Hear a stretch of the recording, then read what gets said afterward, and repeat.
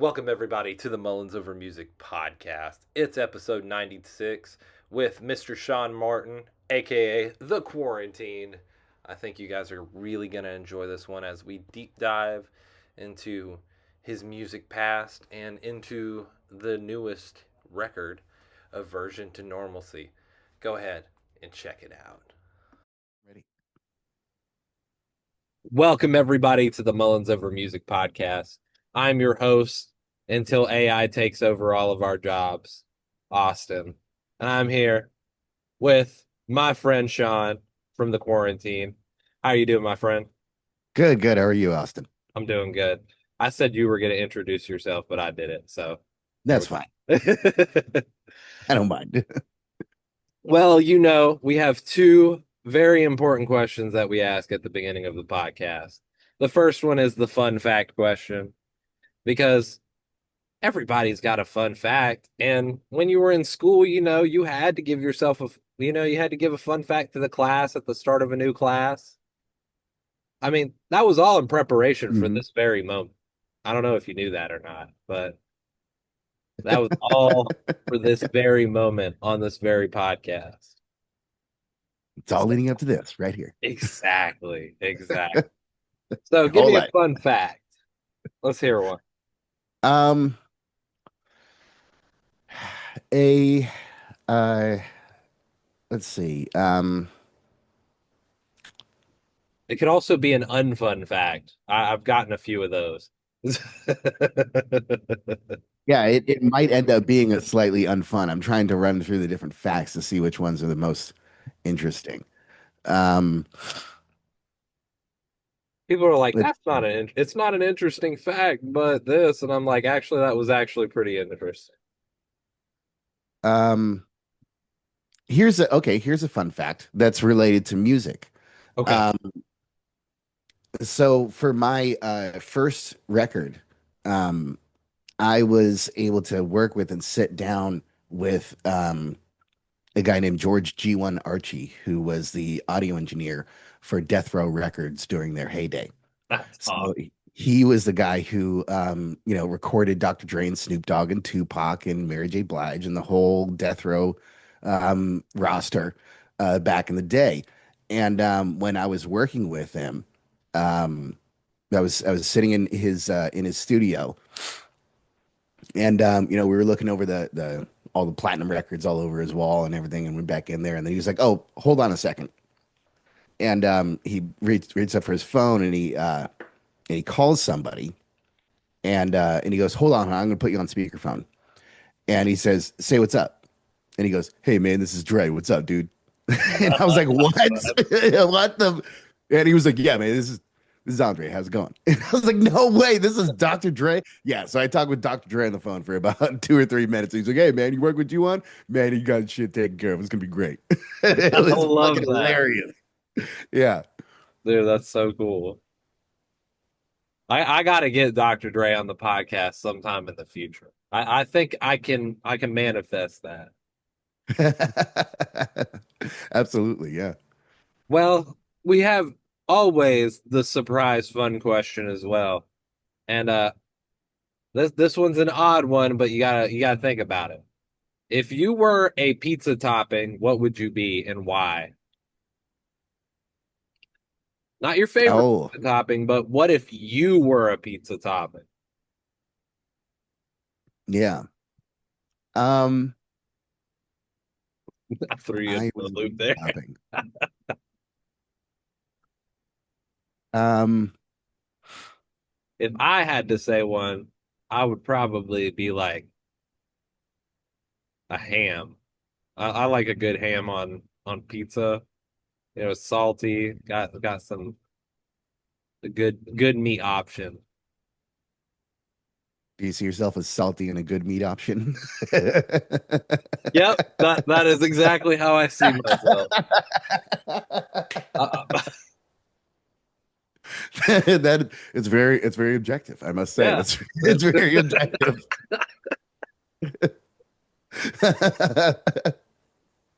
Oh, well, if I was a pizza topping, I would say I would be pineapple Okay. Okay. because it's it's a little sweet, Yep.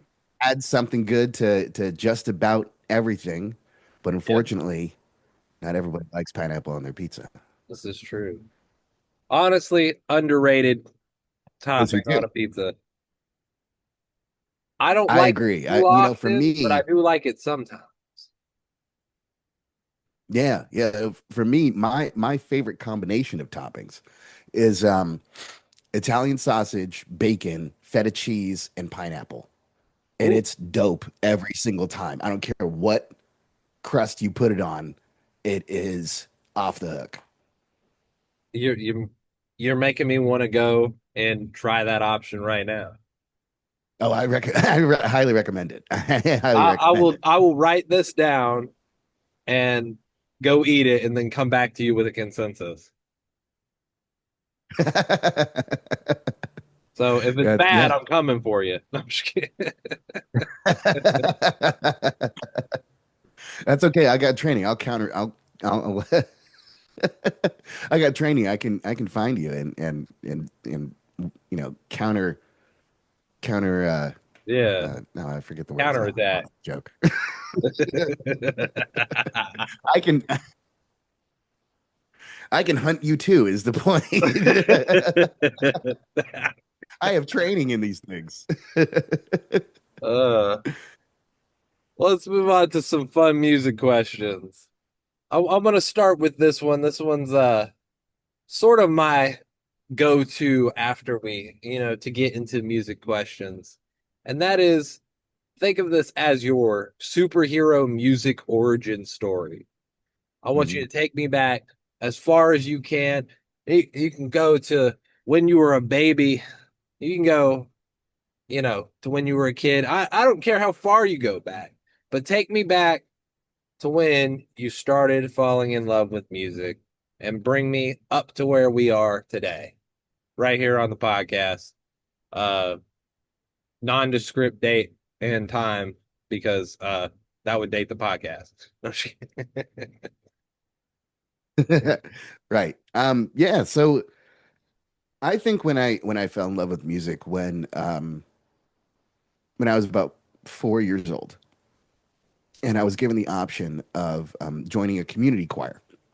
Ooh, So when I was a little kid, um, and being very young, but also being a part of a production and learning to sing was when it was shown to me that music was more than just something you do.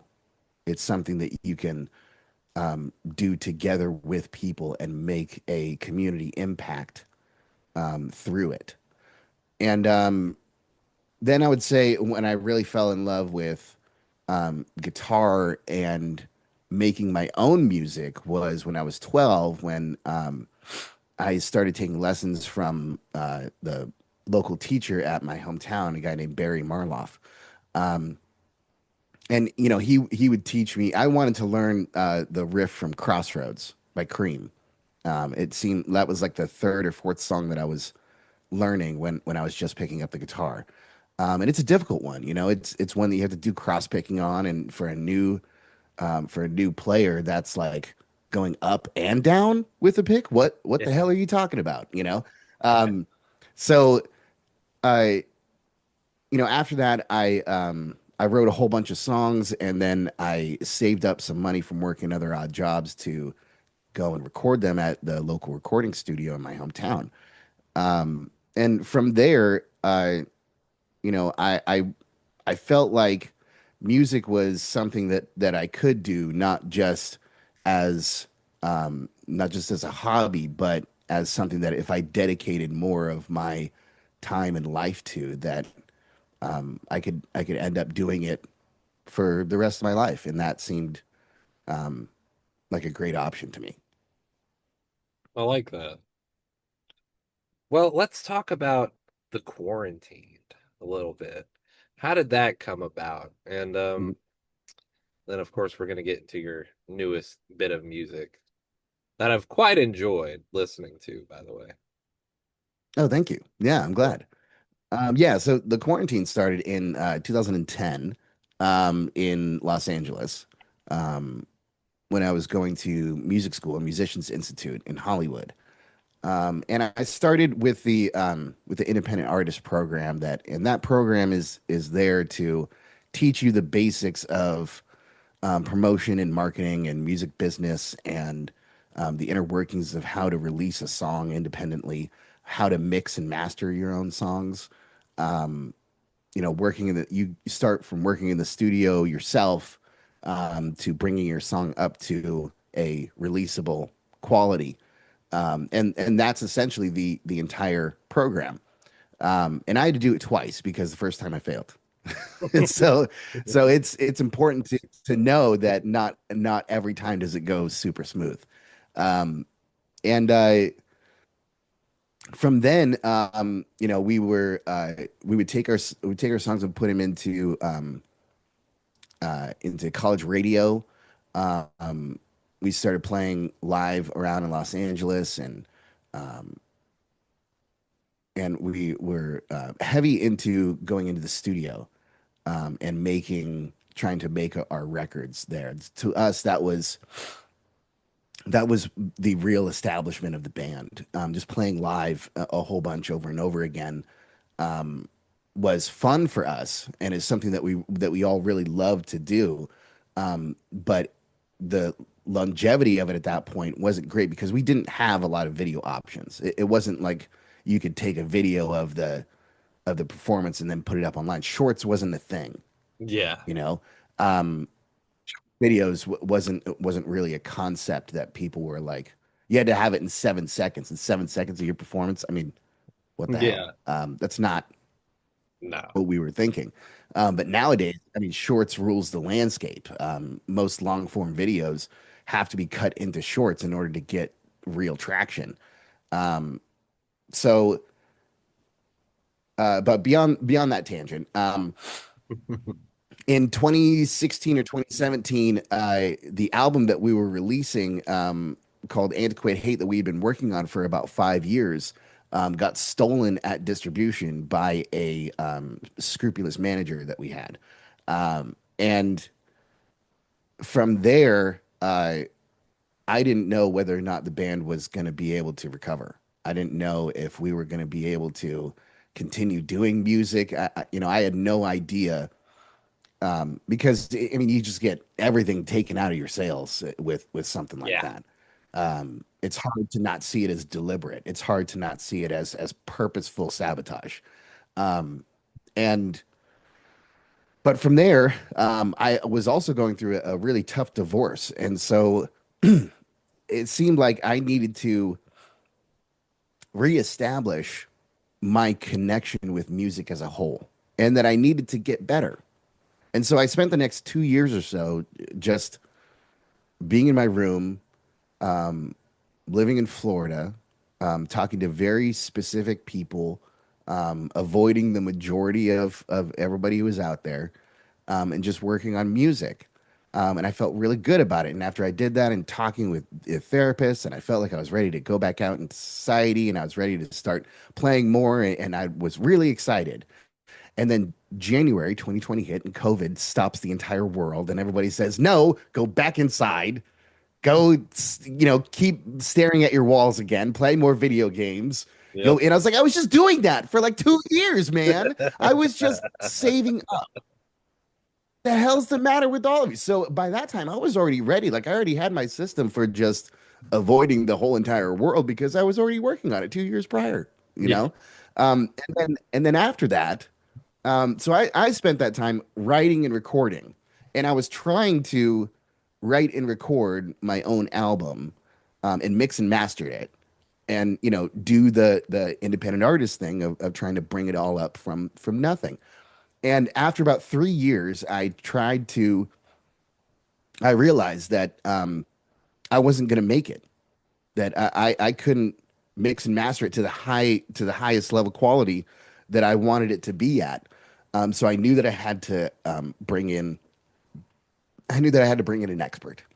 Yeah. And so then I went to Nashville, and hooked up with Blackbird Studios and Nathan Yarborough, who has worked with Hailstorm, Alice in Chains, Korn, Evanescence, Yeah. All the big Apocalyptica. ones. The, all yeah, like all of the really awesome post grunge and rock acts of this last 20 years or so. Yeah.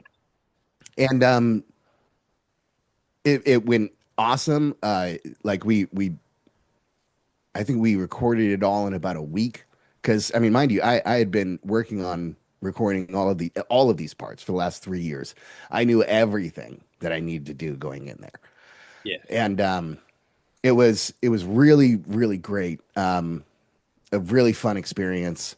Working with the studio players in Nashville was a once in a lifetime thing to see them take in a song that I'd been working on for 3 years and like trying to get myself up to do it, and them hearing it immediately and going, "Oh, I know exactly what to do for that," and then knocking it out over the next 4 or 5 hours and being like, "That was really fun." And be like, "What? What do you really? That was supposed to be difficult. It was difficult at all for you? No, it was fun, man."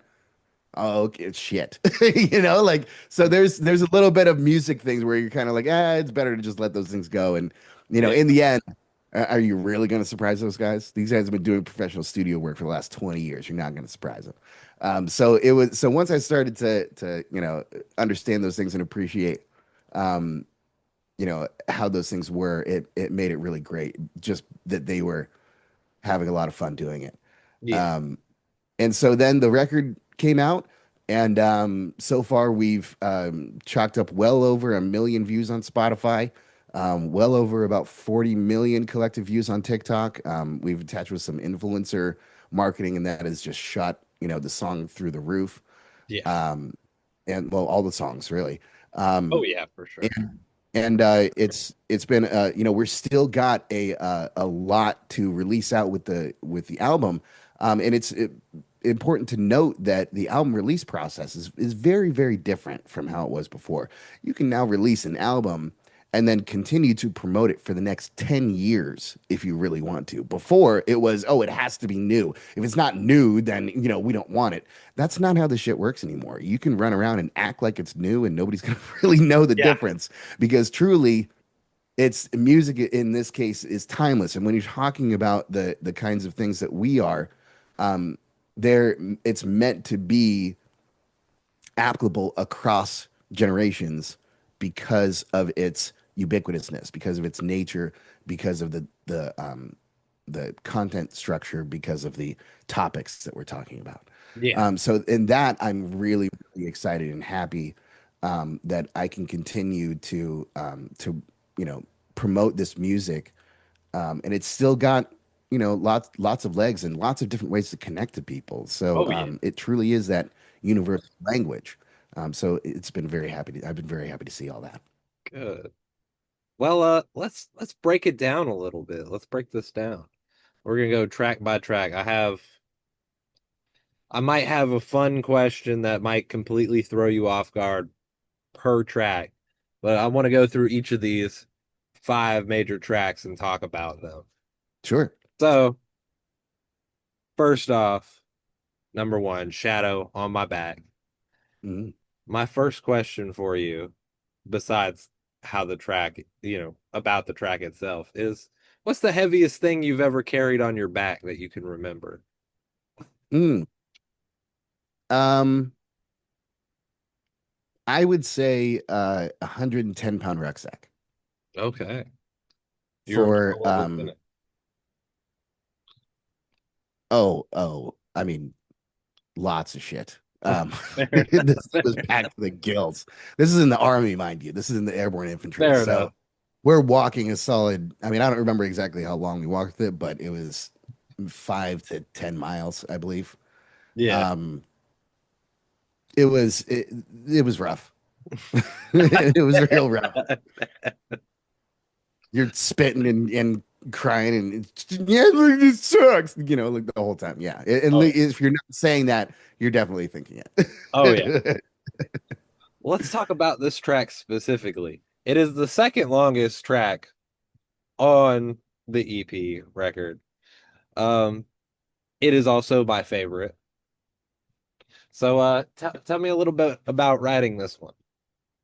So this song, I wrote it when I was having a having a bunch of issues with PTSD. And those issues where the nervous system is going off in weird ass directions and is taking me completely out of the moment and is taking me completely out of my life. It is ruining multiple weeks at a time because it's stopping me from sleeping, it's stopping me from eating, it's stopping me from being objective about anything in my reality. It's making everything look like everyone is trying to just screw me over in some form or another. I can't trust anybody. I can't talk to anybody about it because how the hell am I supposed to tell them this is from all of these experiences and more? And then I have to go explain all those experiences and more, and I'm not able to really talk about any of them.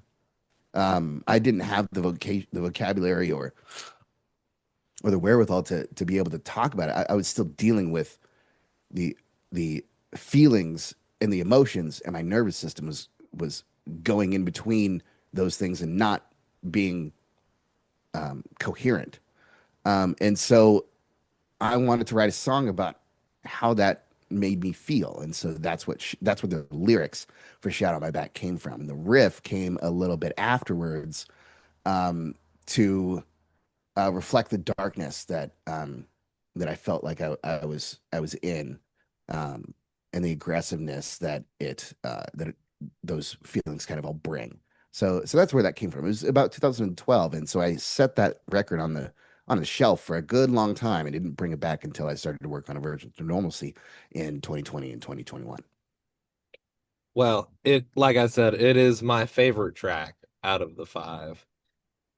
Speaking of which, what's your favorite out of the five? Oh, Doesn't mean you dislike the rest of them, but you know there's yeah, one on a tier list. One's got to be at the top. yeah. I think I think Nemesis. I think Nemesis is my favorite. Okay. Let's Range. oh yeah, for sure. Well, we're about to get to that in three more songs. Let's talk about Unspoken, which Sure. is also my second favorite. Like it's a tie between Shadow on My Back and Yeah. Unspoken. I don't know why they just kind of spoke. Unspoken spoke to me for sure. Yeah. Yeah, Well, it'll do that. oh It'll yeah. do- Well, let's talk about that one. What was the idea behind that? So that one,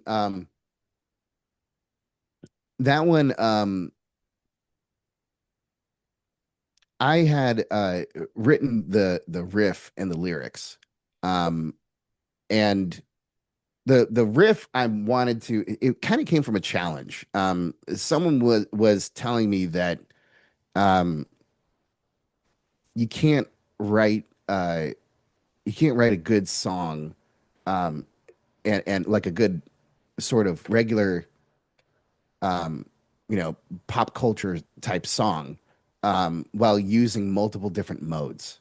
They were telling they were like, just be coherent, use just one. Don't try to move across the modes. That's just going to confuse everybody. And so I said, that's stupid. You're telling me that the audience is dumber than you are.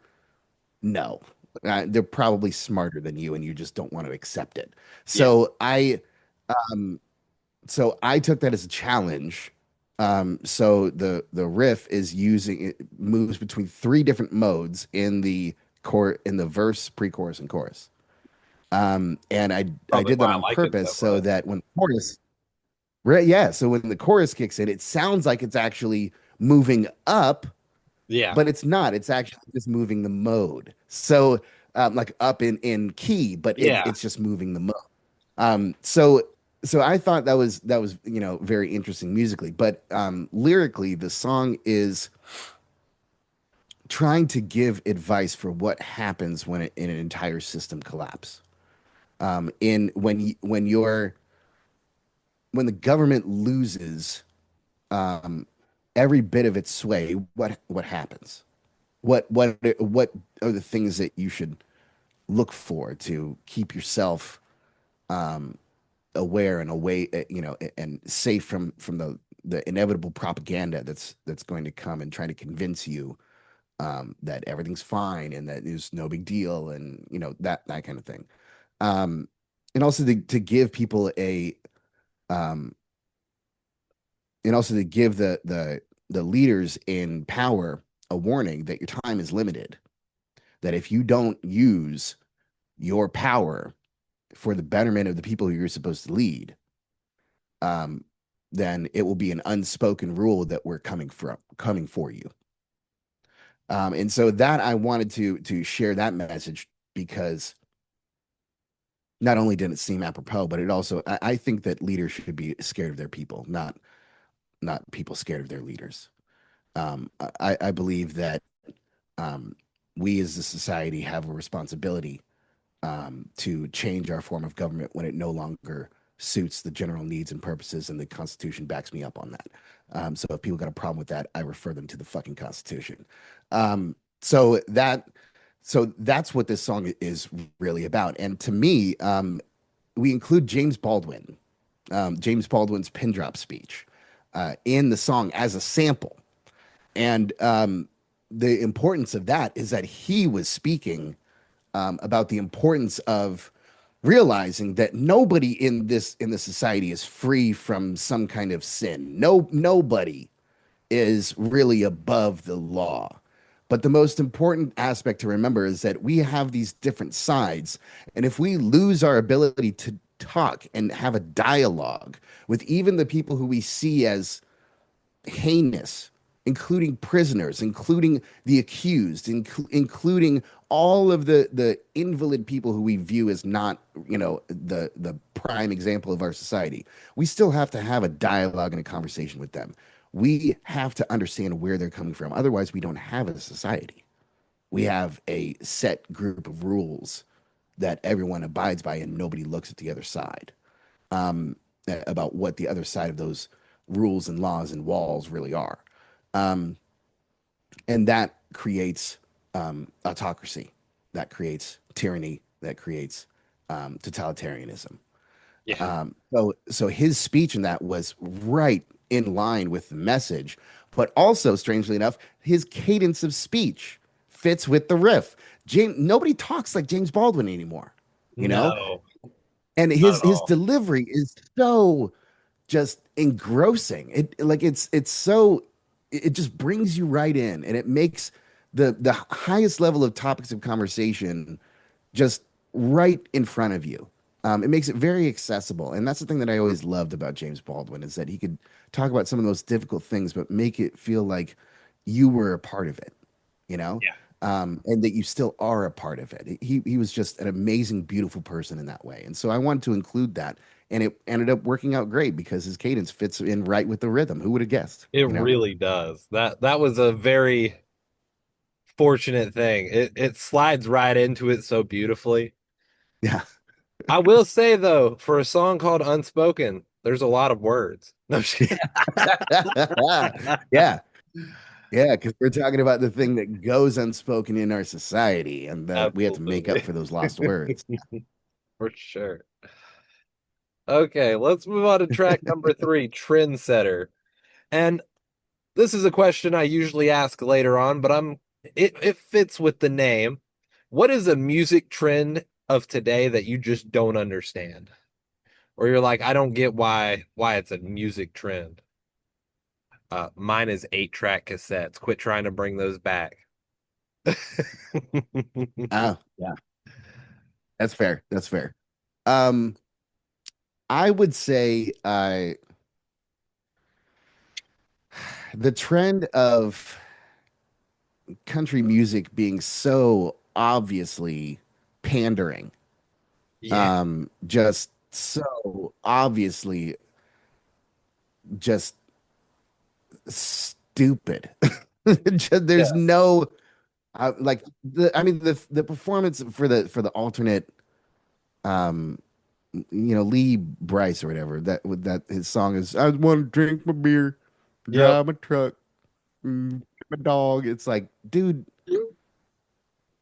Who the Married a hell farmer's told you to wife. write that? Like, what the hell is the matter with you? It's For so real. basic. It's so stupid. Like there's nothing more trite than that. Like there's nothing more pandering than that.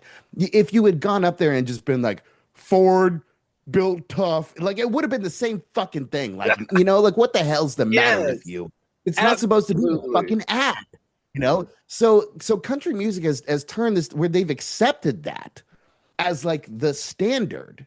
And that's the problem. That's to me, you're stifling every single bit of innovation that you can have. And you're saying if you need to do this exact same thing over and over and over again in order to pander to the exact same people on the exact same things, and it's just how many songs can you hear about a truck and realize there's more to life than a fucking Ford truck, you dumbasses. Like, come the fuck on. There's more to life than this. Stop it. Stop being so stupid. This is what I want to say to people, but I can't because and the only thing I have is a fucking microphone. But truly, I know that country music can be more than that. I know that the stories that you guys have are greater than that. I know that the value of the singers and every single idea that they have ever had is greater than that. And you guys need to stop playing to the dumbest. You need to start rising above because that's what everyone else is doing. And you guys are pandering to the lowest possible form of art. And it's stupid. And you guys need to stop. It was bad before. Now it's just fucking untenable Oh yeah. when everybody's doing it. It's so to me, that's the fad that I take the most offense to. Dude, I have to agree with you on that. I mean, and it's 90% of the time, I'd say it's the men who in country that write it that way. Oh yeah, it is totally a man thing. Oh The yeah, it's women are because like, yeah, I've the got women are exes. innovating. Yeah, they got the I'm having a crisis or this or that. They're so much more interesting, which is why I enjoy listening to like I don't know, Lainey Wilson. She's got some interesting songs that are not just like the basic ones. And you remember for a time it used to be Yeah, uh for some reason there was like a stretch of years where the main thing about women country was I'm gonna stab you. I'm gonna murder the person who yeah, cheated on yeah. me. Carrie Underwood. Yeah, Yeah. Carrie Or Underwood. Yeah, I'm gonna I'll blow carve up up their your car. fucking car, man. Yeah, That was a big thing yeah. for that stretch of time, but now it's gone back to we actually have interesting things to say than I'm gonna stab somebody for cheating on me. Yeah, I mean, but hey, nonetheless, I still feel that when I hear that Carrie Underwood song. Oh I yeah. dug my key into the, yeah, Yeah, I still feel that I could feel because you did that. there's a good yeah, there's a good musical flow that goes along with it. With the stuff they have nowadays, there is no musical flow. There is no musical exploration or expression. It's just a vehicle to speak the most cliche things possible. And like cliches are supposed to be a bad thing, guys. They're supposed to be things that writers avoid. Yeah. And if you don't avoid them, then you're just being subject to them. And now you're just being a little bitch Yeah. writer. And you can't do that. We can't do that, guys. You're better than that. I know that you are. Oh, you know that YouTube channel, like TikTok channel, There I Ruined It? Yeah, yeah, I do. He did two of them. One was trucks and beer, and he just took every time somebody said truck and made it into one song. Then he took beer, ice cold beer, and all sorts of just phrases with beer and made it into one long song. It's like a 3.5, 4 minute song, and it's got so many instances of the word beer in it. You're like, I didn't Yeah. know. Like you go, man, they talk Yeah. about beer and trucks a lot. And then you listen to Oh, that and you're like, oh Lord, these are all different instances of this word in music. This oh is yeah. bad. Yeah, it's so hack. It's so hack. And look, I don't think that people a lot of times, realize the ubiquitousness of this entire, operation of how they're just devolving country music Yeah, to play to the dumbest possible source. Um, or just repeating the same cliches over and over again because it's what made them money before. And you have to realize that that's why they do it. It's because it makes them money. It's not because they're real authentic cunts, tree boys. It's because they're dumb and they're playing and pandering and exploiting you. They're not saying it because they're trying to represent you or trying to make you feel. They're trying to make you feel like um, doing the same shit over and over and over again and expecting the same results is not insanity, but you it know who is. did that a lot? I think Jimmy Buffett did that a lot. A Oh, lot of Jimmy Buff is, yeah, totally. a lot of his Like music was he like the found same exactly thing. what his demographic was. Oh yeah, Yeah, no, it is. He made an entire career off of doing the exact same thing over and over again. And look, artists do that. yeah. All right. It's a thing. But for the entire genre as a whole, and the for everybody to do exactly the same thing, it would be as if like every single emo band, Yep.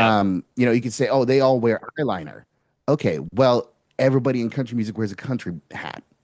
So you've got the They all equivalence there. do. But the difference between all the emo bands and the country bands is that emo bands use different instrumentations and talk about different topics.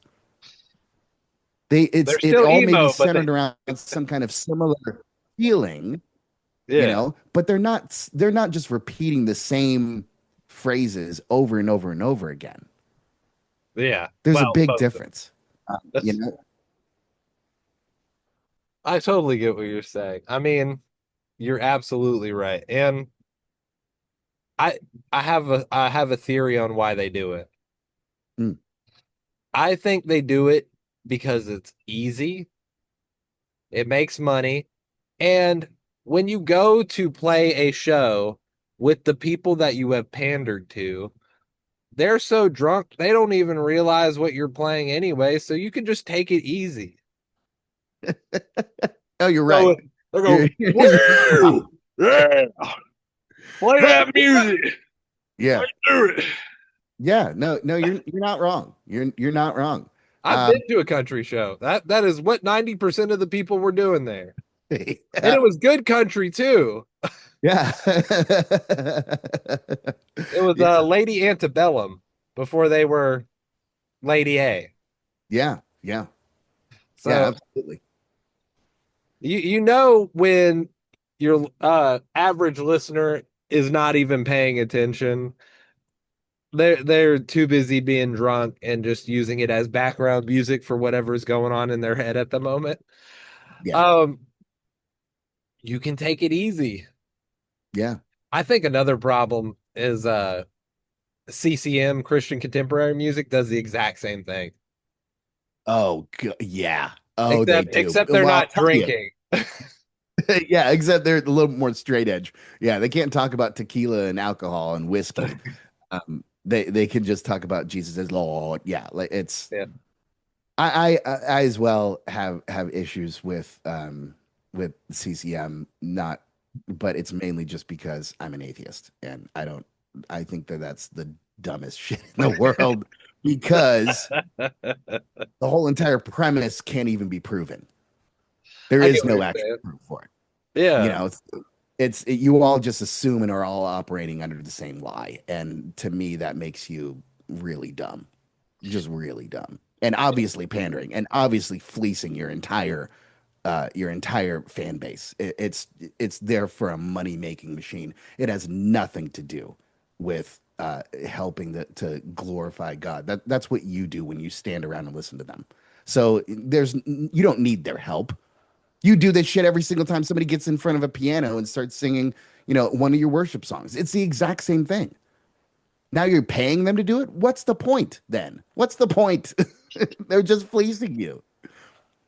There was a point where religious people wrote religious music and they actually believed in what they were writing.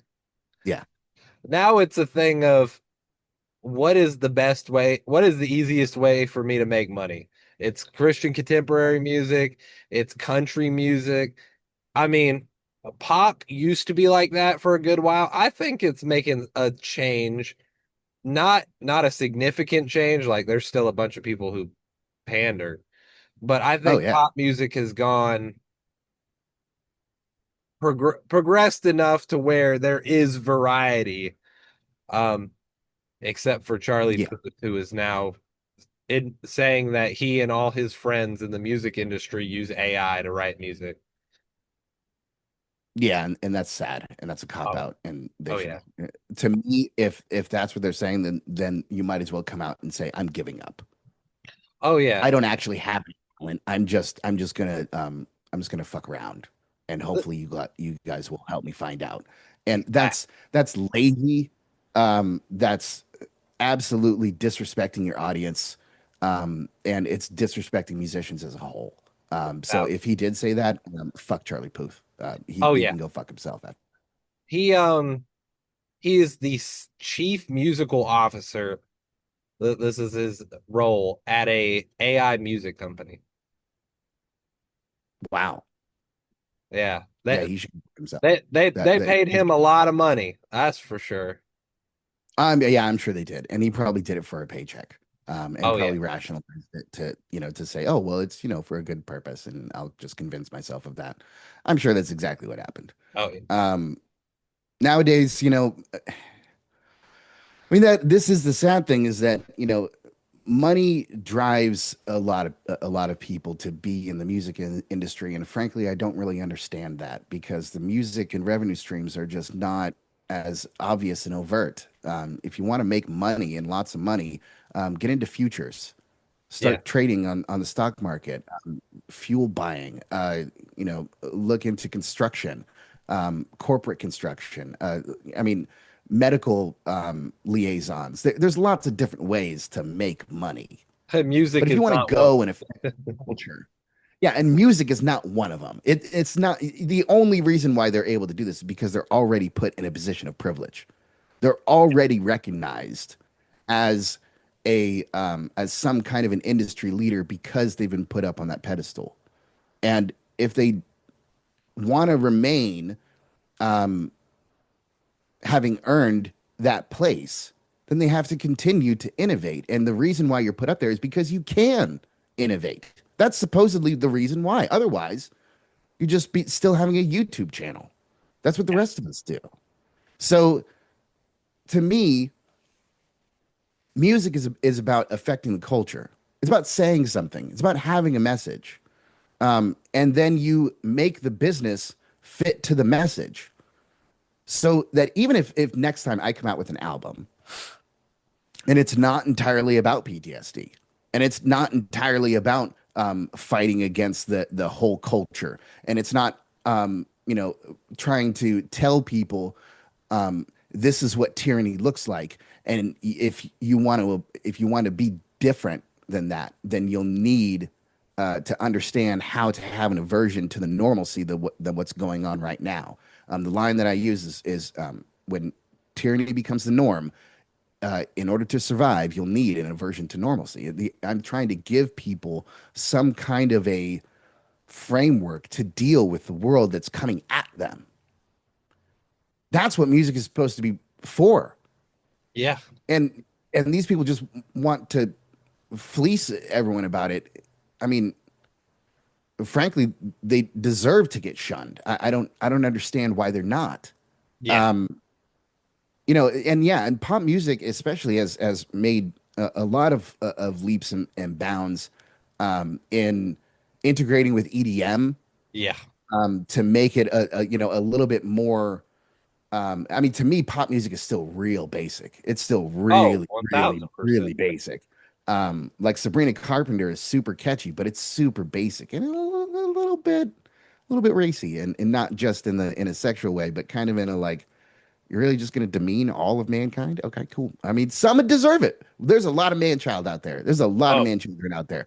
I get it, but at the same time, there's a line. you know. Yeah. But she can ride that line because that's what makes her controversial. Yeah. And it's part of the entire thing. So I'll let it. So it's not like I'm not willing to make as big of a stand about it as I do about country music. You Yeah. know, Sabrina Carpenter, do your thing. But Oh yeah, Winter.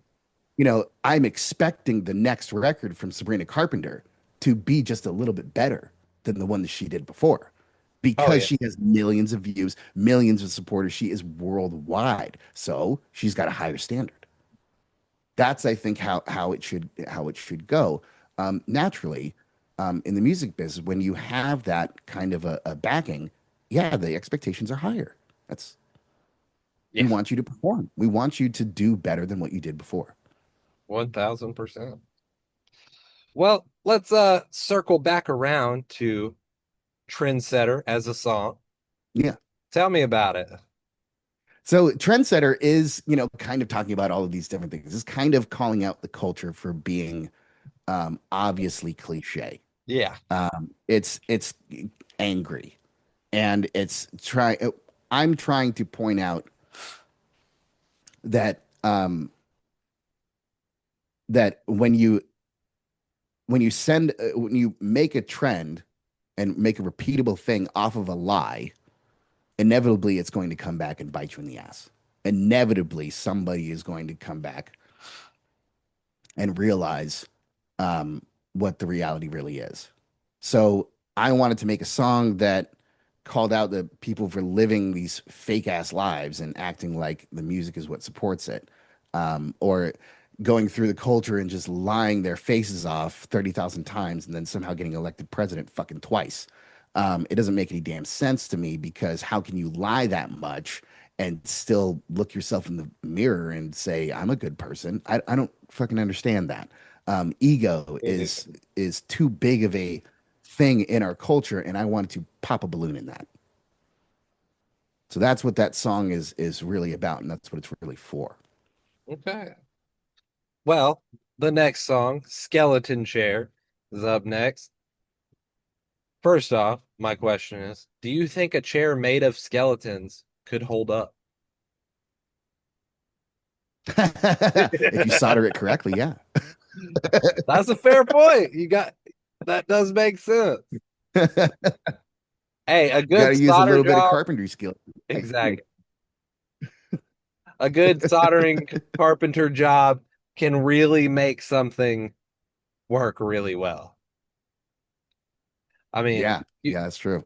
you Yeah, see what poor carpentry and soldering can do. that's It's right. why we have Timu. That's right. Exactly. That is why. Now, Yeah. this is the shortest song on the record, which Mhm. I have nothing to add to that. It's just the shortest song. I thought it's interesting to note.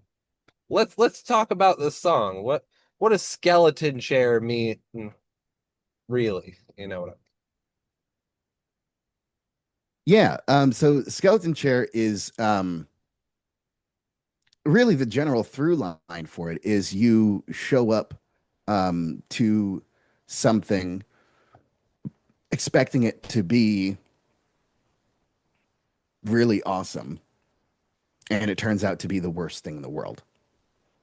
That's and where you lose yourself, your humanity, everything. Um, that's really what the song is really about, and where it comes from. Um, I wrote it after a long process of exposure therapy to one of the most extreme situations that I had in the Iraq War. There was lots and lots of death and destruction and war and chaos, and it really stuck with me um, well after my service was over. Um, and through exposure therapy, I was able to understand everything that went on, understand, how I felt about it and why I felt what I did and what happened and all of that. And after that, I wrote the song Skeleton Chair um, to to describe that uh, to describe the feeling in the situations, not to make it like an expose on the actual incident, but to describe the feelings that goes from feeling you're at the highest of high of um, of experience in the war, and then the lowest of low experience that just makes you feel, you know, less than worthless. So I want to try to capture that range of drop in a song to make it seem like it starts out in a good place. It starts out with major chords. It starts out with a relatively, you know, country-esque type riff. It really does, But doesn't it? it changes. It is, yeah. No, I stole that. That I riff, was wondering about that that. technique, that slide up into B. Yeah, that open A chord is, you know, your a regular A, but just without the third. Yeah, So then it drops it down to a two, and so it sounds very, you know, not like a normal chord. And then yeah, that slide up, that slide up in that riff is a total country lick. That's exactly how that. It's a double stop, as we would call it in yeah. guitar work. You slide up in that double stop. That's a country move. So I took that and put it into a rock context. Yeah, Been a while since I've played country music on guitar, so I completely forgot that was even a thing that you did. yeah, yeah, yeah, uh, that is probably my favorite part of the song, to be fair. yeah, Besides the lyrics, lyrics are really good. yeah. Thank you. Yeah, Well, yeah. Those. oh, go ahead, go ahead. Oh, yeah. The the production of Skeleton Chair was really great because we were able to use Gretsch guitars, which was a slightly different when you go in and hook a Gretsch guitar up to a nice distorted EVH amp. Yeah, That's how you get those sounds. It sounds it's a little bit more forward than you know, just your standard metal guitars. I didn't want to get just the dum dum dum, you know, kind of thing. I wanted to get a real using the span of the tonality and this in the frequency spectrum in those guitars. Um, and you know, it was Gretchen and EVH and Bogner amplification that makes that happen. dude, Gretches are so pretty. They are. I They wish they are. were. First off, I wish Gretches weren't so expensive sometimes. Yeah. That's my first thing about Gretsch. And secondly, I wish they were used more often. I feel like Yeah. they're not used very often anymore. When they were like huge back in the day, and now it's like they're a hot commodity, you know, or they're rare nowadays to be seen used at all, but to even hear them anymore is almost just as rare. Yeah, and they're extremely versatile. You know, you can Yeah. go and I mean, you give that Gretsch to Les Paul, and dude, you know that's a crazy experience. You give that Gretsch to Zach Wild, you're gonna get a different crazy experience, but it's still gonna work. It's Yeah. like it's still gonna work, and that's the cool thing about it. You can't just do that with any guitar. Any No. guitar doesn't span the entire gamut of all of music genres, and you can fit it in someplace. Yeah. The tone just doesn't work like that. But with Gretsch, they do. And that's what's crazy about it. Mad respect to Gretsch as a guitar company for A, being around this long, and B, just having such a versatile guitar. Like you said, I mean, I can't give a Schecter the same sort of treatment that I would give a Gretsch. A Gretsch can do way many more different types of genres. Not that, not saying that you can't use any guitar for any genre. That would be pigeonholing guitars. And I've seen Sure. people play Schecters at country shows, but there Oh there's yeah. there's just something about a Gretsch that leans itself naturally to being in every genre guitar. Yeah. The tone Maybe not is really EDM. malleable. Yeah, the tone is really malleable. That's the key thing about it is that you put that Gretsch into a different amp and you really do get a different aesthetic and vibe. Yeah, And when you distort it and, put it through a bunch of different effects, it still comes out really super nice. You run a clean Schecter, and you have to really work on the clean tone. And you have to make sure you have a good quality Schecter to make sure that clean tone is really good. But I mean, man, I've got like a $700-800 Gretsch, and it was a steal. that is. Three cups. It's really nice, shiny blue. It's like it's rare. I looked it up. It's rare. And I was super glad to just find that randomly at my local music shop, and I was like, oh, oh, you're mine. And the guy behind the counter was like, please don't buy it. I was saving up for that guitar, and I'm like, oh man, I'm sorry. I'm gonna crush your dreams, dude. I'm sorry. I have to take it. I have to. It's Yeah, a three absolutely. pickup Gretsch. I mean, come on, man. Yeah, it's don't tell me that. I'm sorry. Yeah, You no. know, Hey, but it's cool that you got it. And I'm sure that guy got a Gretsch that was just as pretty. I'm Maybe. sure he Hope, did. Yeah, hopefully. yeah. Well, We let's can. Yeah, that's oh what we'll yeah. tell ourselves. Yeah.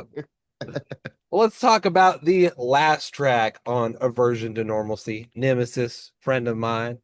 Almost like it reminds me of the word frenemy, if you will. Nemesis, Yeah, friend of mine. yeah, Is that what you were going for with that?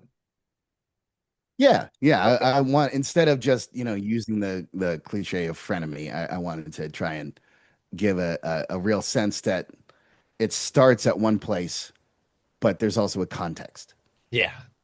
It is also the Because in longest this song, at yes, 7 minutes on yes. the dot, which it wraps it up so well. It's good to have it as such a long song compared to the rest of them. Mm.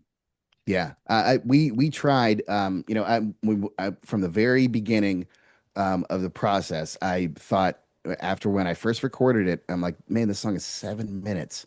Am I really gonna do a 7 minute song? And I was like, yeah. You know why? Because the art and everything that I'm trying to say fits into it, and everything works out. It's not too long. It's not, trying to beg for attention. It's grabbing attention every single second.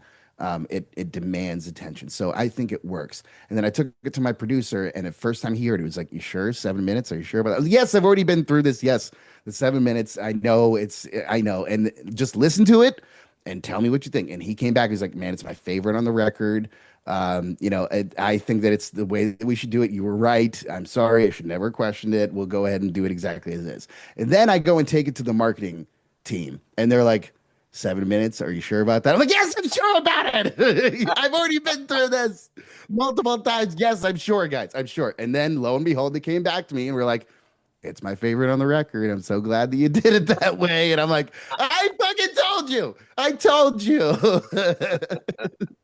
So that was a fun little thing with the music. Everybody was doubting that, but truly the song commands the attention that it has and the time that it Oh, has. for sure. And Yeah. it really doesn't feel like a 7 minute song. It's No. one of those, it's a long song, but it doesn't feel like a long song. You know when a long song overstays its welcome. Um, I feel like the new not to rag on Dream Theater a little, well, to rag on them a little bit. Their new record has some long songs in it that I'm like, this song has been going on for a while. Can this be over? And Yeah. no knock to them. They're fantastic musicians, but sometimes people don't have the attention span to listen to a song for that long unless it's grabbing your attention. And yours does. It really grabs the attention. It keeps it held. Like even if you lose your attention for a second, something will come in and grab it right back. And I think ultimately, despite it being 7 minutes, it is the perfect length for that song. I Yeah. mean, Yeah. Iron Maiden has a 18-minute song, and it really doesn't feel like an 18-minute song. So Yeah. take that what you will. Yeah. Yeah. I mean, the truth is that time flies when you're having fun. That's So right. That's kind of the approach that I took with it. I'm like, man, if I still bring interesting things with it, then it doesn't really matter how long the song is. And when it's live, a lot of times it'll feel like three songs are in one because the band just keeps going, you Yeah, know? So live, it doesn't really matter. But under the recorded aspect, there was a decent amount of pushback just because it's a 7-minute song yeah, before they had even listened to it. So I think that it's very, very important for at least musicians to remember that these arbitrary rules that they put around our songwriting are fucking bullshit. Don't listen to them. Do your thing. Make your art, make your music, make your mark, and then make the marketing go around it. Don't sit there and think that your marketing department, your producer knows better than you.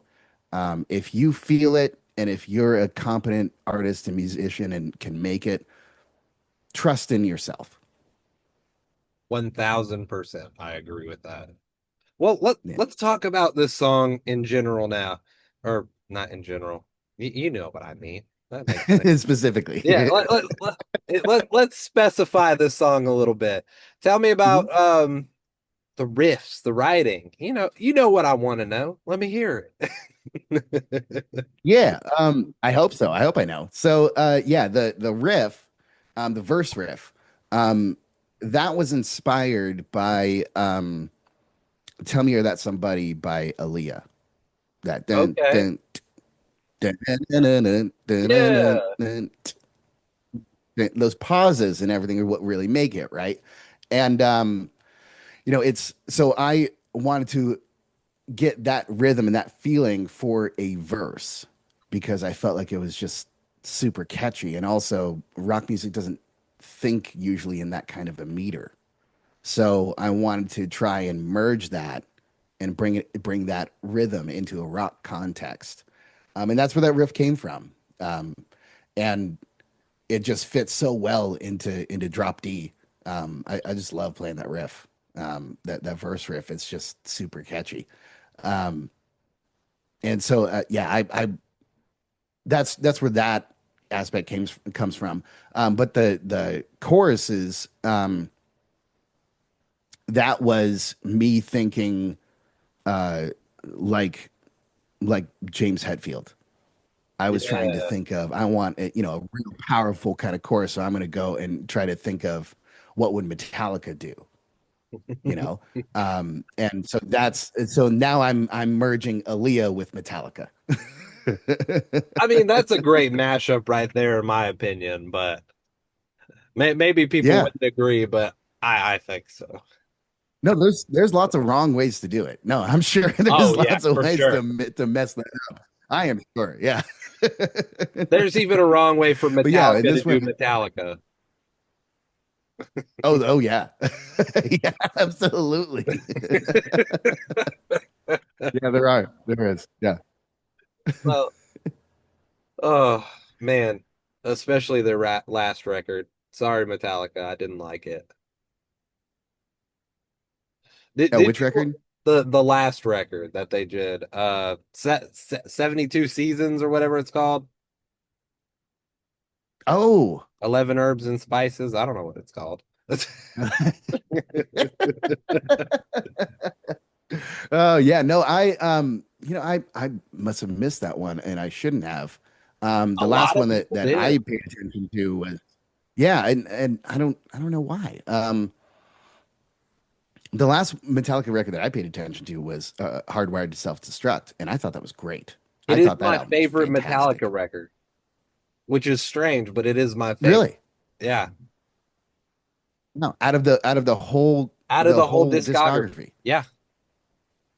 I Wow. mean, Yeah, besides that that's S and that's an M. interesting take. Totally legit. Yeah, I mean, yeah, no, S I and M is agree. my number And one. yeah, it's because they bring that. There's a real feeling to go along with the orchestra that goes along with the power of Metallica, Yeah. and that especially that S&M record was just you know a total marvel for its time. But it definitely did. That was something that I took into account when I added Zach Rapp to add his guitars and violins because I wanted to get a sense of an orchestra pushing the rhythm parts, not just have a violin playing, lead lines, but to have the violin supporting the rhythm section. And it really, really turned out to like really great. I'm glad that I did that because I mean, there's people like, wait, there's violins in there? Yeah, there are violins in there, It's and a it subtle really, it thing. really gives an extra push. It is, Yeah. it's subtle, yeah, and but it adds such a great dynamic to it. So from that S&M record, I actually took that principle of I'm going to add some orchestral music in there to make it just a little bit more, push it just a little bit further. Yeah. I mean, there are so many bands who have, I mean, besides Metallica, that have done the whole orchestra thing. And honestly, every time Mhm. they do it, I go, this is my favorite, hands down. Yeah. And they always choose the best orchestras to play with. They don't pick some rinky dink orchestra. They they they Right. go all out. You know what I Oh mean? yeah. Yeah. Yeah, they do. Yeah. I think They'll the find the band perfect Architects tonic. did it. Yeah. Yeah, Yeah. with the Abbey Road Orchestra, I believe. Don't quote me on that. Oh wow. But Yeah. th you can do so much with an orchestra if you do it right. Right. Commanding and controlling that orchestra is what's really hard about it. Is writing all of the parts for all of the different parts of it. It was I was lucky in that I could give up the part writing Yeah. to Zach, so that, to allow him the creative freedom to make the parts that should be there because I knew that I could trust him to do that. But if I had to write those parts, I would have been like, I can't even play, man. I don't even like what it's supposed to be just and sing along with it. Like, how the hell am I even going to do that? So it's so necessary to have those subject matter experts to help take it to the next level. And that's something that I learned as a lesson, for the majority of my production moving forward. Well, it's very well added to your music. I mean, Thank you. I wouldn't have done it any other way. Yeah, yeah. So, Thank you. yeah. Well, one last question specifically about this record is let's talk about the artwork because that's some sick artwork. Who did that? And Oh yeah. I want to know. It's such a good, it really speaks to you. I mean, obviously somebody flipping you off is kind of a look at me type of thing. But the line of masks with the one guy flipping off the camera. Tell me about the artwork on those. So yeah, that artwork was made by Serge Martinenko. He's been a friend of mine for a while. Um, and he's normally a video editor. He Okay. normally does editing for film and TV and stuff like that. Yeah. Um, but I got him to make the art for me. And yeah, that image, um, came from a while of trying to find um, the right stock images to make it, and then eventually we were able to make our own from it. Um, and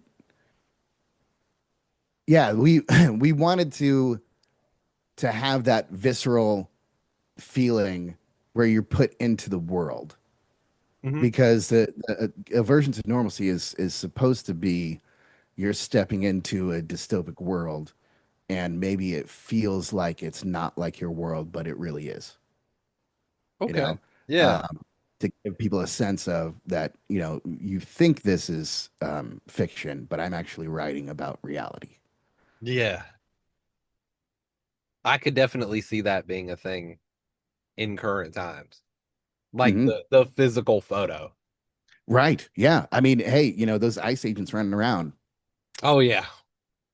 They it's, don't look too far off from they're not fucking far off at all. And actually, those masks that we have, we found out they're actually World War II Romanian masks. They're really. slightly post World War II Romanian masks. So those are the masks that dudes would be wearing walking around in the Eastern Bloc in Soviet, you know, in Yeah. Soviet, the USSR. And So that, I mean, that should make you go, oh shit, like that's why it's kind of scary. Yeah, Yeah. because it's from that era. Um, so yeah, like it's meant to show defiance. It's meant to show that you don't have to be just another part of a line. Really, the idea is the motto for the band is "Be free in your mind," and that's what it's trying to represent in that strict image. And so, yes, we're trying to get the most across in a very small Yeah. amount of work. Hey, and that I know a lot of people are like, album artwork. There are people that go, album artwork's not important. I definitely think it's important. It's very important. Yeah, Not no, it's very, not very. just because it helps sell the story, but let's be honest. A lot of people, even if they say that they don't judge a book by its cover, they do. They absolutely do. Yeah. No, the reason why that phrase is a phrase is because it's so commonly done that people judge books by their covers. Oh yeah. That's the reason why it's a phrase. So of course, your album art is something that people are going to judge and decide whether or not they're going to listen to the record. And uh, it the higher quality that you have for that, the better off your marketing is going to be nowadays because it's the image that goes along with the single, and every time it's shared on social media, Yeah. every single time. So it's way more important than I think a lot of people might lead on to that, especially when you get it in front of a lot of eyes, it becomes a thing. Oh yeah. And I mean, I can think of at least 6 times over the past couple months where I've looked at a book at a bookstore and gone, yeah, I don't really like how this is looking. But to be fair, half of those were like AI covers, and I was like, this is AI. I'm definitely not buying this now. But I do something a little different now. I don't judge the book by its cover. If it's got sprayed edges, I judge it by the sprayed edges. Ah. Like if you're gonna make a book that has colorful like page edges and you got little Mhm. cool little things on it, it better look cool. Don't give me no blue. Don't give me a straight black. That's boring. Give me something cool Yeah. like the Harry Potter ones that got like Hogwarts on the side of it. That's sick. Don't give me Yeah. blue. That's Yeah. boring. Quit that. Yeah. Yeah. Yeah. Yeah, I mean there definitely is something that we know the where you can add just a little bit of art into the entire package. And I think that artists, writers, you know, any kind of artist in general, should be thinking about how to maximize um, the aesthetic of their art in their packaging. It's a Absolutely. good thing to do. Hey, and at the end of the day, art mediums coming together is always so much more interesting than them by themselves. Oh yeah. It, I Oh yeah. mean, I don't know how many, I know a lot of people don't watch music videos to the extent that I do, to where if an album has music videos for every album, I'm gonna put it in a playlist in the order that it's going in on the record and Hmm. watch every music video that I possibly can. Hmm. But there's just something about having a visual component. I mean, this is why we go to concerts. We want to see the music being played and hear the music. We want a full Yeah. experience. So when people have music playthroughs or, music videos or even just like lyric videos, which are not as interesting as like a full music video, but hey, not every song needs a full music video. Let's be honest. Hmm. Um, I can think of 6 right now that have one that probably didn't need one. Oh Um, yeah. they're all Rammstein songs because they're not allowed on YouTube. Yeah. You took it too far, Rammstein. Chill. You should have stuck with the flower and the the flour and the kitchen utensils in your face. Exactly. We didn't need full on pornographic content as a music video. You could have chilled before you got there. But I Yeah. guess somebody has to find the line. Yeah. Somebody's got to. I And mean, hence why we have comedians who test out all the different stuff before they, you know, do their specials or whatever. The specials are always recorded yeah. at the end of the tour after they've determined, yeah, this joke definitely did not work. This one definitely didn't work. That one was pretty good. People laughed at that. I have to be careful about my audience though, because some jokes will fly in Texas that won't fly in California or Seattle, or they'll fly in Oh, New York, but they won't fly in Florida. You know what oh I'm yeah. know your audience for sure. Yes. There is a Yeah. reason we we uh we have things to test the line. And thank you, Ram Shine, for proving that we don't need pornographic music videos. That's a little strange. Thanks for that. Don't do it again.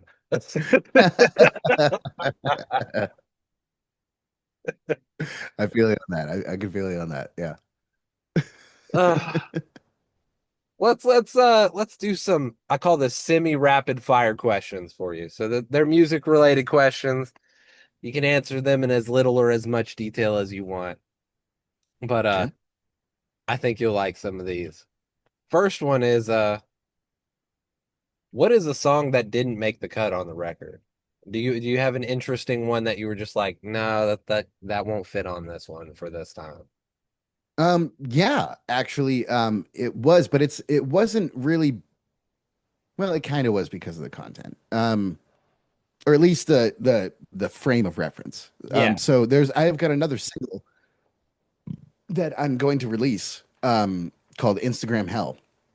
that sounds And awesome. it's very much more, yeah, it's very much a punk song that is, critiquing the stupidity of social media. Um, like, for example, um, one of the things that I reference in the song is I'll take my coffee with my crack, and that's a double entendre.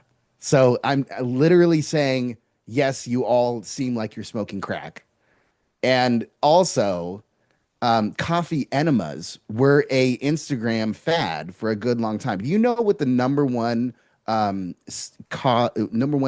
result of a coffee enema is? Um, I would assume infection. No, it's death. It's just straight up death. That's a That's what form is, of infection. It's yeah, not a slow burning one, it's an one instant one. leads to the other, right? Oh yeah. Yeah. So that's an important thing to realize is that coffee enemas lead to death. They're not really fucking helpful at all. So, but that was a thing that people were pushing as like a wellness thing because the wellness shit just got out of control for a good long time. It And that's kind of what the song is really, it's pointing out the ridiculousness and stupidity of Instagram fads that turn into our world. So the Whew, song it's very much more so like a Tenacious D kind of vibe and very not love so it. much like serious. So I Yeah. wanted to separate it, but to me, like it's all part of my, personality. It's all part Yeah. of who I am as an artist. But I did have to separate them because Aversion to Normalcy is a bit more serious, and Yeah. Instagram Hell is like the laugh track to go along with it. So it'll all exist in like the same live performance and stuff, but I had to release them separately. Yeah. Now, think about this with me for a second. Do you Mm. think whoever came up with the idea of the coffee enema did that as a joke that got out of hand, or you think they were being serious about it? Because I don't know about you, but my first thought was I'm not putting coffee in my asshole. Yeah, no, you're a rational human being for that. I You're a was good hoping I person. wasn't the only one. Yeah, no, you're not the only one. No, no, you're not. So yeah, no, That's an out I hole, have a not an in feeling hole. that yeah, right. Right. So I you know, it's hard for me to determine if it is a troll or not. Because it certainly does seem like it, doesn't it? It seems Yeah, like, and honestly, a lot of the internet fads, a lot of it seems like someone was able to convince a bunch of people to go and do some stupid shit. Um, Not because it's like beneficial to them, but because it'll get you clout. And when people die from it, it's like, well, what did you think was going to happen if you're going to go up on top of a building and try to take a selfie from the very, very top of a building that has no rails? And like, that's your fad, really, is to go kill yourself? It seems like like you're saying, is that someone is telling people to do this as like a troll to get people to like thin out the population. And frankly, I wouldn't fucking be surprised if that's what it actually was. I wouldn't be surprised if it came from like the Koch brothers or the Heritage Foundation or some stupid yeah, shit where it's like they're like, we to try and get all of these stupid influencers try to thin out the herd a little bit. Let's make them do something stupid like that and tell them they'll get shit for it. yeah, You give people incentive and they'll do just about anything if they're desperate enough. And I think that was trying to make a litmus test for how desperate we really are. yeah. I mean, because I've said, oh yeah, you should definitely do this. It's good for your health as a joke to somebody because I know they would understand that I am taking the piss, if you will. Like Yeah. I'll walk up to a friend and be like, dude, you should just, take that sandwich and put it in your pants. It'll help you out. Just something off the dome for a second. It'll make you feel better Yeah. if you do that. It'll keep the sandwich warm so you can have it for later. You know, Yeah. it's a protective layer. And my friend will go, "Yeah, that's stupid. Shut up." Yeah. We'd be laughing about it, but we understand that's not something you should do. That's not real. Don't. By the way, disclaimer: do not stick sandwiches in your pants. It will not do any of that stuff. Don't do it. Definitely don't eat it after you've shoved it in your pants. That's even worse. Yes. It's like it's like pocket jerky when people just take like raw beef jerky out their pocket and it's still got the pocket lint on it and they're eating it. Nah, that's not gonna help you any. But we Yeah. understand it's a joke. But somebody who's nearby that I guess isn't in on the joke could be like, well, maybe I should try that. He's got a fair point. No, that was not the point. We're being ridiculous for a reason. Yeah.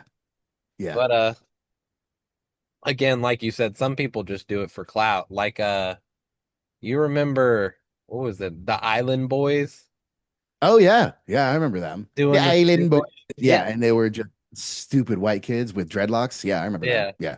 And they were doing all sorts of stupid and dare I say illegal things for clout. I think one of them is in jail, Yeah. by the way. And then Yeah, the I other wouldn't one be was surprised. like, I haven't heard of yeah, I would not like to go to jail, so he cleaned up his act a little bit. So respect to if that's yeah. true, respect to the one that cleaned up his act. Sorry to the one that did not. I mean, that's all you, but you know what I mean. You gotta learn. People want to He do it fucked for around that and 10 found out. seconds of fame. Yeah. Yeah. And there is there is a problem with social media, and that is the people who don't have any talent want to be viewed as exactly the same as people who do have talent. And it creates this desperation in them that people who have something to offer can smell and see it immediately. But for people who are just looking to be entertained, they can't perceive that at all. And Yeah. so they think, oh, this person's really trying. No, they're just being really stupid and kind of hackish. And it would be more important for the audience to ignore them than it would be for them to engage them. That sort of wisdom to be able to see through the situation hasn't permeated the entire culture yet, but I think it will. Oh yeah. I mean, don't get me wrong. There are some funny things that people do on the internet that are legitimately funny. Like this guy I watched yesterday. He went, "What is the type of hat that you eat?" And the guy goes, "What?" And he goes, "SpongeBob SquarePants." And the guy starts laughing with him. And he's like, "You get it?" He's like, "Oh yeah, I get it." And then he goes, "Explain it." I think that's legitimately funny because there are tons of people who would just go with the mob mentality of, "Oh yeah, I got it," or they don't want to seem like they didn't get it. So they go, "Yeah, yeah, I get it." Yeah. And then then when you go explain it, they're like, they get kind of put on the spot and they're like, I don't know how to respond to that. The dude tried his best.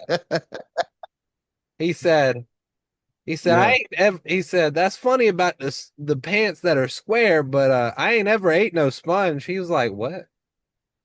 He's like, wait, didn't you ask about a hat? He's like, dude was trying to rationalize it so hard. And Yeah. then he goes, and the guy goes, you know what I mean? And he's just standing there with a blank face and the microphone at him. It's complete silence. And the guy continues talking because it's like awkward silence. And then he Mhm. finally goes like a minute later, oh man, I was just messing with you. And the guy burst out laughing even more. I think stuff like that's legitimately funny. You can do fun things without being stupid and harming people. Well, I mean, that was kind of stupid, but No you know, harm. yeah, stupid. Just talking is not harm. No, but Yeah. like you said, Instagram, TikTok, all that stuff, especially to the younger minds, can be so harmful. Right. Right. And I hope that one day people will figure out a not to give the people who do the stupid things for clout a platform, but Hmm. eventually be able to recognize a you shouldn't believe everything you read on the internet, which you would think, despite how many times people say that, people would figure that out. Hmm. But just that people would realize maybe I don't need social media to determine what is the biggest thing. Sometimes the meaning behind it needs to be more substantial. I mean, Yeah. Yeah. you know what I mean? Yeah. A lot of times yeah, I do. It's hard for people to always have something important to talk about, Yeah. you know? Um, and I think that's what kind of intimidates a lot of regular people is that they don't have something massive to talk about. And there's an element of feeling like that as a musician. There's a whole bunch of journalists and you know, um, music journalists, music outlets that you want to get your music into. Like everybody wants to get their music in Rolling Stone and Revolver and some of the bigger outlets because you know that when they share it, it's going to get out to everybody. They have a massive audience, but you have to go to them with something that is already doing something and is already going someplace. And not only that, but also speaks to something. So even though I've got all of those elements in my music, I still don't have everything that I need to get myself in those outlets. I still have more to do. So even though I've already built a hell of a lot and it's everything that who I am, I still have to understand that it doesn't belong in those places yet. Yeah. I have to wait a little bit and develop a little bit more until it gets there. And having that patience and discipline is something that's really difficult for a lot of people to tell themselves, I have to wait. People don't like to do that. They want it all now. But truly, the better result will come from patience and discipline and using a plan to move yourself forward. Patience is a virtue, my friend. Oh yeah, And I know I was a impatient kid. yeah, But I will say in the spirit of fairness, most kids are kind of impatient, but yeah, that's something you obtain as you get older. yeah, yeah. I think so. Well, let's talk about this next question. What is a song written by another person that you wish you had wrote? Oh, I always do Phil Collins's In the Air Tonight just because of that iconic drum part at the beginning. yeah. That's that's not bad. Plus, let's be honest, the money on that song is insane. I'm Oh sure yeah, I'm sure he makes generational wealth every year from that song alone. yeah. That's very true. Um, yeah. I mean, yeah. I was thinking of more from the less from the money aspect, but that kind of changes things. I wish I had written all of Michael Jackson's music for that matter.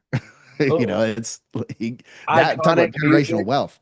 That's the general range. Yeah, like, I mean, like that's crazy. But to me, the one that I feel like I wish I had written, um, so because the song means that much to me, and it's like, how the hell did they capture my emotions so good? And I didn't even know it. And that's Avenged Sevenfold's song MIA. Ooh, I wish I'd written that fucking song. That song is so deep, underrated song. super underrated. Like it never got any radio play. It never got nearly as big as Beast in the Harlot or Backcountry or any of those. But I think it's that song is seriously emotionally better. That it's the capper on the album. Yeah. Shit makes me cry, man. It literally makes me cry. And that it's so close to talking about and it's talking about the feelings of the realities of war. How um it's it's connecting the see your mother's eyes filled with tears, grew up so fast, where did those years go, memories, and then she cried, unless I don't return tonight. I mean, that is a soldier's mentality. That is what it feels like when you go outside that wire and there's a good chance that I'm not going to come back, and when you cross that wire back again, you go, well, shit, how the hell did that work out? I don't even know. Just call it lucky, I guess. And that's the real how it, and none of those guys, as far as I know, have ever served, but they capture that feeling so goddamn well. I'm like, damn it, I should have fucking. It's a little bit of anger in there, but I'm like, I'm so glad that you guys wrote this song. I am Oh yeah. so glad. They they know how to write. Yeah. I didn't listen to their newest record, but I loved the stage, the record beforehand. Oh yeah. Yeah. I mean, the stage is just such a fun song anyways. And the music video with the puppets, Hmm. genius. Yeah. It goes back to that whole visual thing. That Yeah. that is a visual uh party, if you will. Yeah. Yeah, absolutely. A lot of their music videos, especially in the City of Evil album, that's the approach that they did with them, and they really made some big advancements into crossing over cultures, Yeah. not just in the rock music, but into pop culture and into international culture. Um, they really did some amazing work, and it's something that I want to emulate.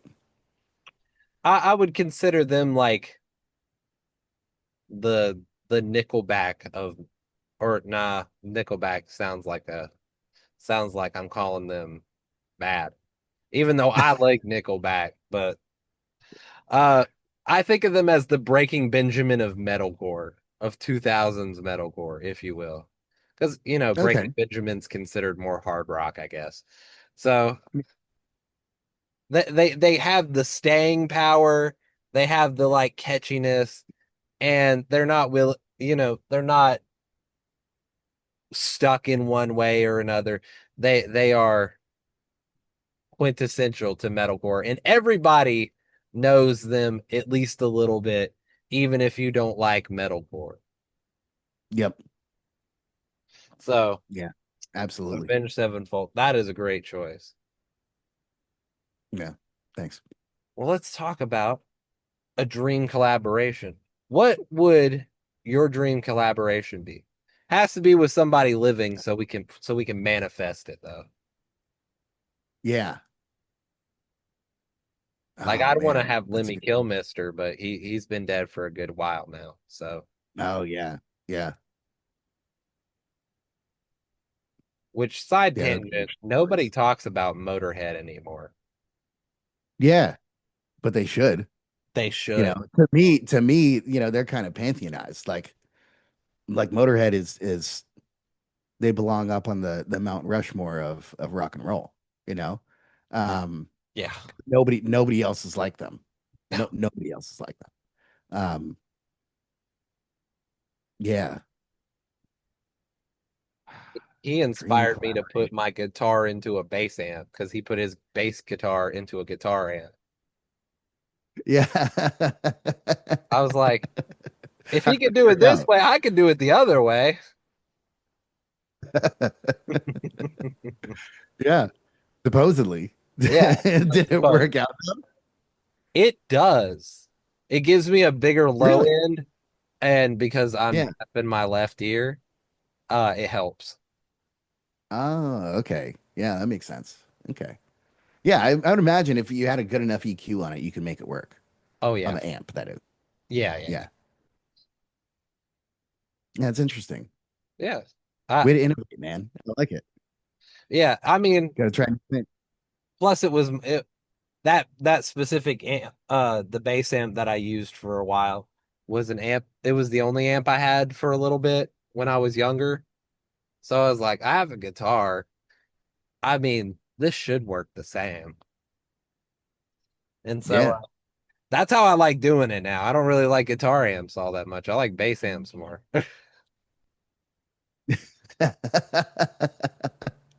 Interesting. Okay. I could get Cool. my guitar amp tones from an amp modeler, and then I get the low end from the bass amp itself, and it works out. Yeah. Yeah, that's not bad.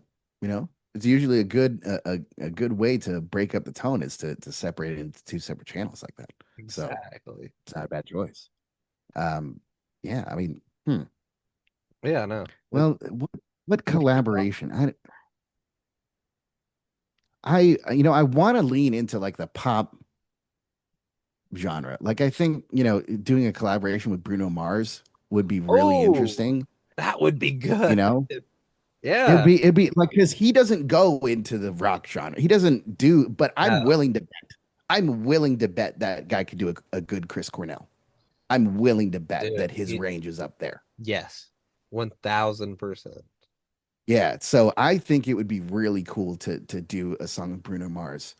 Um, Not just because of the clout and his status. Like Yeah. if I actually did it, and we did a music video for it, there's a very good chance that it would reach over 1 billion views very quickly. Oh, Um, one his 1000%. last song that he did with Lady Gaga was it's fucking unreal. Like I love that song. It was a really, really great song. Just the vibe of everything is very 70s, and Yeah. somehow they just captured it all so well. And it doesn't feel like it's cliche at all. Like it just felt very, very natural and organic to them. It was very great. Yeah. So like that's the kind of thing that I would want to do, but have like a backing in Audio Slave and Stone Temple Pilots or something like that. Soundgarden, obviously. Yeah. Um, with that kind of collaboration, I think that'd be pretty sick. So I think I'll go with that answer. I love that answer. That's a great answer. Yeah. You know what I think of when I think of like pop and rock and metal collabs? I Hmm. think of in recent history, I think of the Ed Sheeran Bring Me the Horizon collaboration. Oh wow, I didn't even hear that one. Yeah. So it's What? Ed Sheeran's Bad Habit song, but a metalcore like Bring Me the Horizon version. And it's Ollie and him both singing on the record or on that particular song. It is my favorite like crossover. Huh. I'll have to check that out. That sounds Yeah. kind of interesting. Yeah. And he did finish his collaboration with Danny Filth. Ed Sheeran did. So whenever that comes out, we'll get to hear whatever that sounds like. Yeah, yeah. It'll either be really cool or really strange. I'm down for both. Maybe both. Yeah, maybe both. Yeah. Oh, well, I got a couple final questions for you to wrap up our podcast here. The Okay. first one is, what song should a new listener listen to first? I mean, I have an Um, opinion, but I want to hear yours. yeah. Um,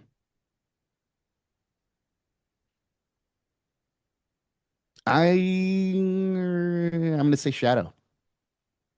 I'm gonna say Shadow, I think is a good intro. Well, that's what I was gonna say. So Yeah. I'm glad we Yeah, agree. agree. Yeah. There you go.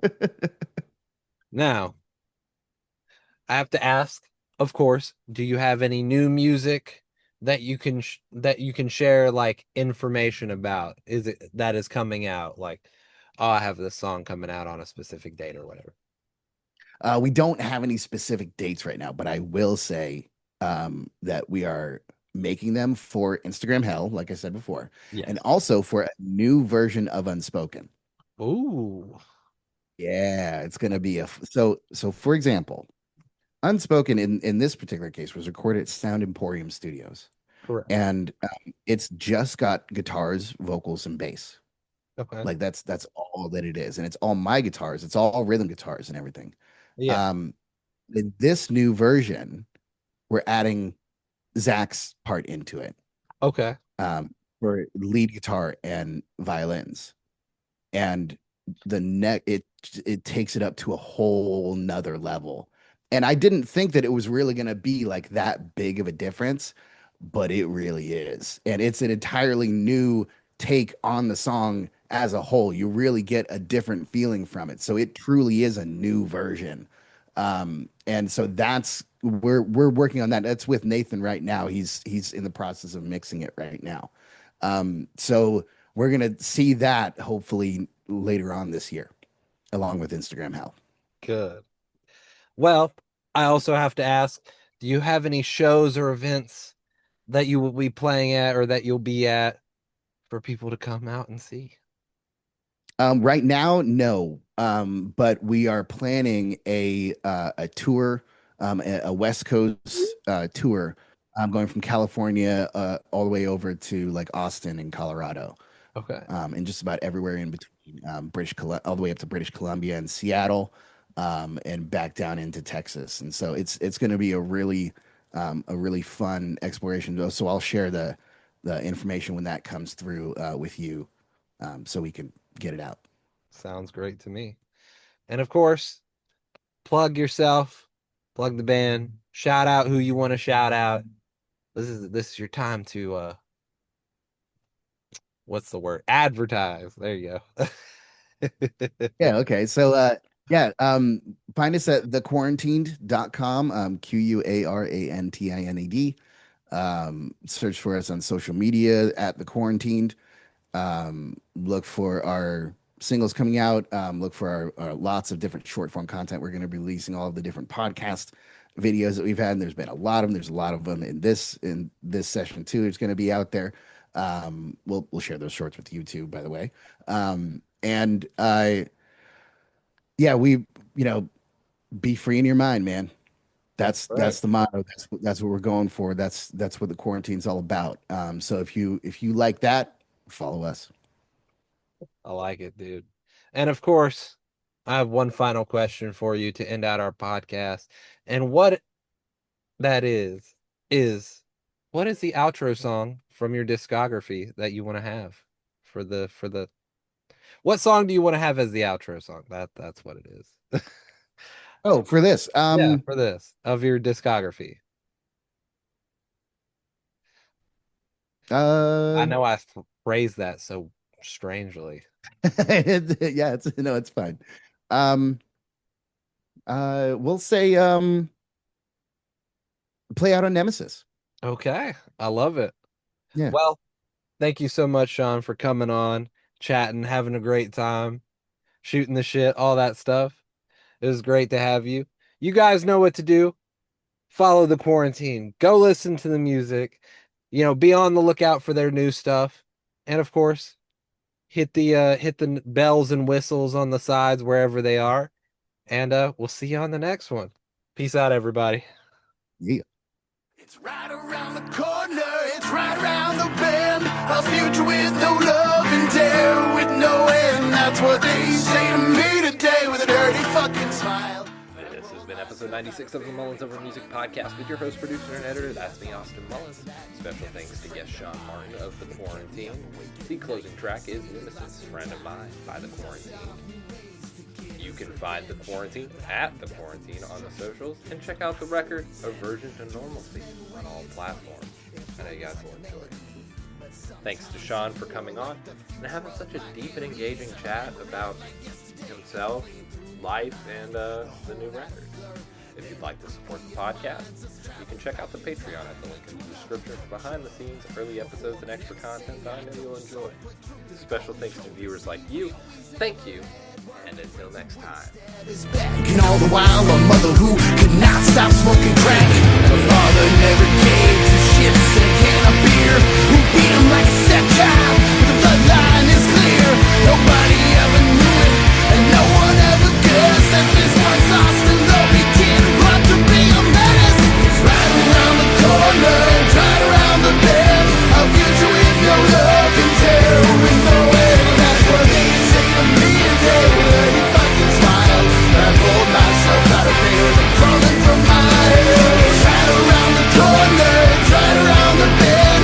A future with no love and terror with no end. That's what they say to me today with a dirty fucking smile. I pulled myself out of fear and crawling from my head.